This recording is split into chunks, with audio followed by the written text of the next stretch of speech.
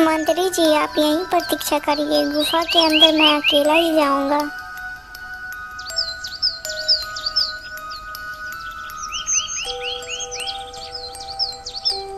अरे ये राजा तो कितना मतलबी है, विद्याएं सीखने के लिए वो तो मुझे अकेला ही बाहर छोड़ के चला गया।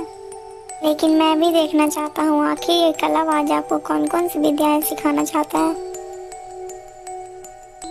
कलाबाज राजा को विद्याएं सिखाने लगता है तो मंत्री भी छुप कर कलाबाज की विद्याएं सीखने लगता है। कलाबाज लगातार 2 महीने तक राजा को वो सारी विद्याएं सिखाता है तो राजा सिर्फ 51 विद्याएं ही सीख पाता है, लेकिन उसका मंत्री वामन की वामन विद्याएं सीख लेता है। हे कलाबाज, मैंने आपसे सिर्फ 51 विद्याएं ही सीखी हैं और इतनी विद्याएं मेरे लिए पर्याप्त है। अच्छा कलाबाज जी, अब मैं अपने राज वापस जाना चाहता हूँ और जो भी विद्याएं आपने मुझे सिखाई है मैं इसका इनाम आपको अवश्य दूंगा। इतना सब कहने के बाद राजा और मंत्री दोनों वहां से चल देते हैं और वो दोनों चलते चलते एक जंगल से गुजरते हैं। तभी वो दोनों देखते हैं कि एक तोता जमीन पर मरा है। अरे महाराज, आपने तो इतनी सारी विद्याएं सीखी हैं, तो क्या आप इस मरे हुए तोते को जीवित नहीं कर सकते हैं? हाँ हाँ मंत्री जी, क्यों नहीं, इसमें कौन सी बड़ी बात है, मैं अभी से जीवित कर देता हूँ। फिर राजा जमीन पर लेटता है और अपने प्राण निकाल कर उस मरे हुए तोते में डाल देता है। तभी तोता जीवित हो जाता है और तभी मंत्री अपना प्राण निकाल कर राजा के शरीर में घुस जाता है और वो जल्दी से राजा के शरीर में उठकर तोते को मारने की कोशिश करता है और उसे झपटता है। तभी तोता मंत्री की चाल को समझ जाता है और वो फुर्र से उड़ जाता है। फिर मंत्री जब राजा के भेष में महल लौटता है तब वो किसी भी समस्या को अच्छे से सुलझा नहीं पाता है। अरे ये महाराज को क्या हो गया है, ये किसी भी फैसले को अच्छे से सुलझा क्यों नहीं पा रहे हैं? ये महाराज तो नहीं हो सकते, कहीं हमारे महाराज के साथ कुछ गलत तो नहीं हो गया?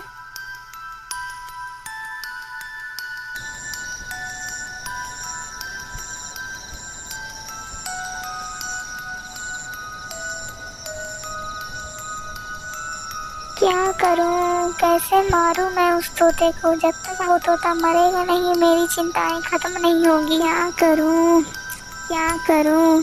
हाँ ये सही रहेगा।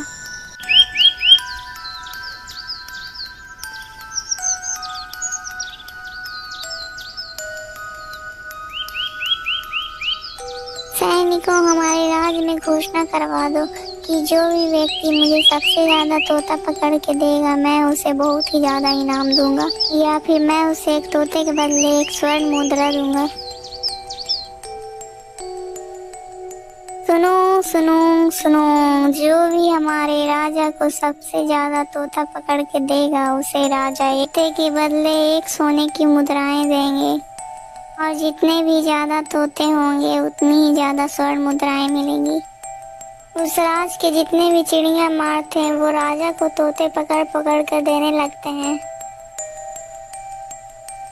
महाराज, मैं 20 तोते लेकर आया हूँ, मुझे 20 मुद्राएं दीजिए महाराज। इसी प्रकार रोज कोई ना कोई चिड़ी माराता और राजा को तोते दे देता और खुद स्वर्ण मुद्राएं लेकर चला जाता। मंत्री उस सारे तोते को मरवा देता था ताकि वो राजा भी मर जाए।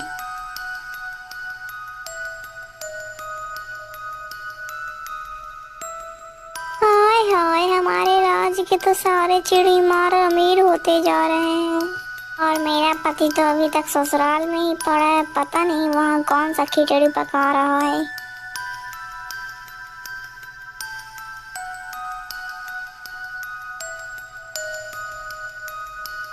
अरे वाह, यहाँ पर कितने सारे तोते रहते हैं, मानो ऐसा लगता है कि यहाँ पे कितने हरे भरे घास के मैदान हैं।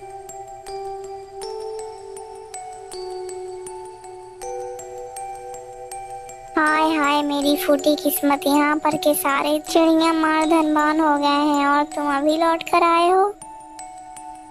लेकिन भाग्यवान वो अमीर कैसे हो गए, कुछ बताओगी भी?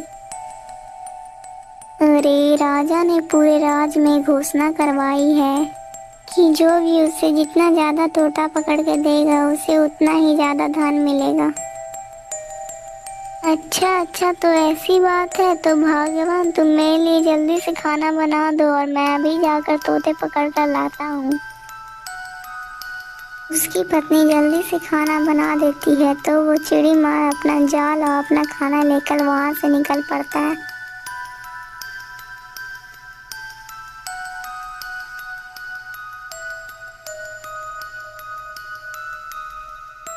फिर वो अपना जाल बिछा कर और उसी पर दाने डालकर वहीं के पेड़ के नीचे सो जाता है।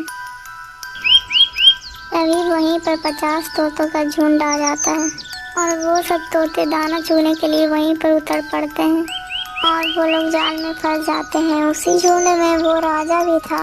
अरे मेरे प्यारे भाइयों, अब हम लोग इस जाल में फंस चुके हैं, अब हमारा बचना असंभव है।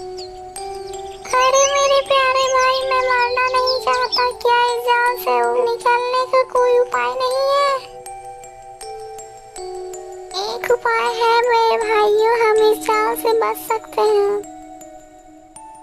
वो कैसे भाई, हमें जल्दी बताओ।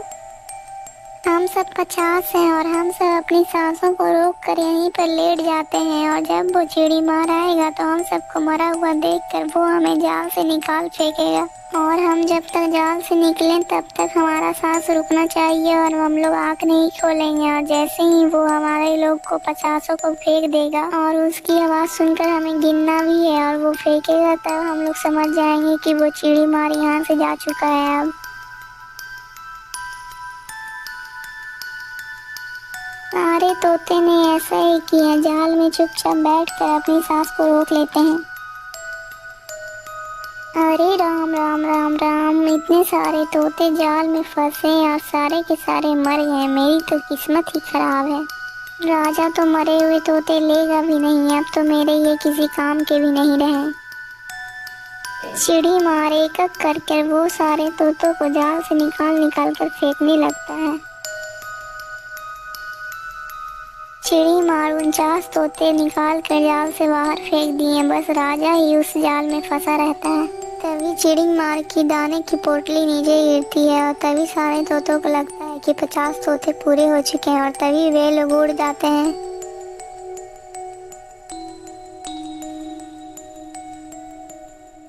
अच्छा, तो ये सब तेरा किया धरा है? हाथ में आए मेरे सारे इतने सारे तोते को तुमने छुड़ा दिया। अब मैं तुझे नहीं छोड़ूंगा, अब मैं तुझे राजा को भी नहीं दूंगा और ना ही बाजार में बेचूंगा। अब मैं तुझे पका कर तेरा मांस खाऊंगा। चिड़ी मार इस तोते को पकड़कर अपने घर ले जाता है और वो सारी कहानियां अपनी पत्नी को सुनाता है। अब मैं इसे जिंदा नहीं छोड़ूंगा, तुम जल्दी से मिर्च और मसाला तैयार करो और मैं इसका मांस जरूर खाऊंगा। ए चिड़ी मार भैया, मुझे मत मारो। अरे ये तोता तो बोल भी सकता है। यदि तुम मुझे उस राजा के पास ना भेजकर मुझे उसकी रानी के पास भेज दो भैया, तो मैं तुम्हें इतना धन दिलाऊंगा कि तुम कभी सपने में भी नहीं सोच सकते हो।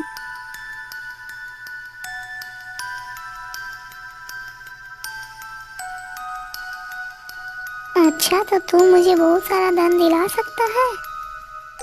हाँ हाँ चिड़ी मार भैया, मैं आपको बहुत सारा धन दिला सकता हूँ। तो ठीक है राम कली, तुम इसे अपने साड़ी में छिपा कर रानी के पास ले जाओ।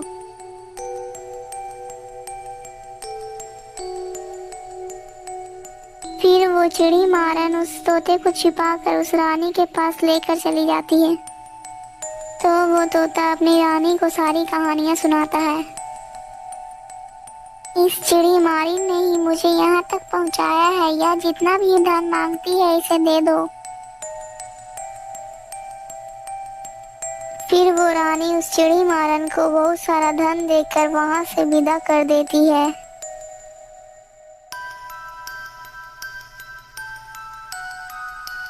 लेकिन महाराज, आप अपने वास्तविक शरीर को कैसे धारण करेंगे? अरे मेरे प्यारी रानी, इसका उपाय भी है मेरे पास। पहले तुम मेरी बात ध्यान से सुनो। फिर तोता उस रानी के कान में सारी योजनाएं बताता है।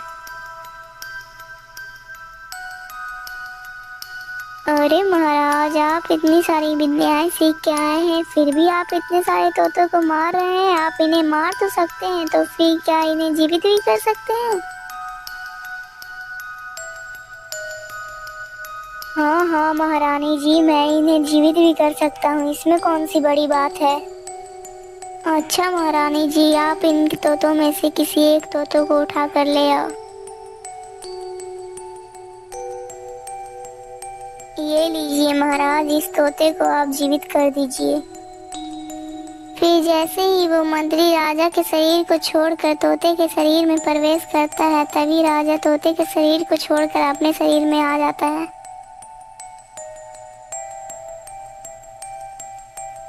तभी रानी उस तोते को जल्दी से पकड़ लेती है और राजा को दे देती है। तभी वो राजा उस तोते का शरीर धड़ से अलग कर देता है। इस प्रकार वो दुष्ट मंत्री मारा जाता है। दोस्तों, आपको ये कहानी कैसी लगी? अगर अच्छी लगी तो please like, share and subscribe. दोस्तों, इस वीडियो का पार्ट 1 आपको हमारे चैनल में मिल जाएगा। कृपया कर आप हमारे चैनल में आके इसका पार्ट 1 ज़रूर देखें। और अगर वीडियो अच्छी लगी तो प्लीज़ वीडियो को लाइक करके चैनल को सब्सक्राइब कर दीजिएगा। और हमारे चैनल में ऐसी और वीडियो है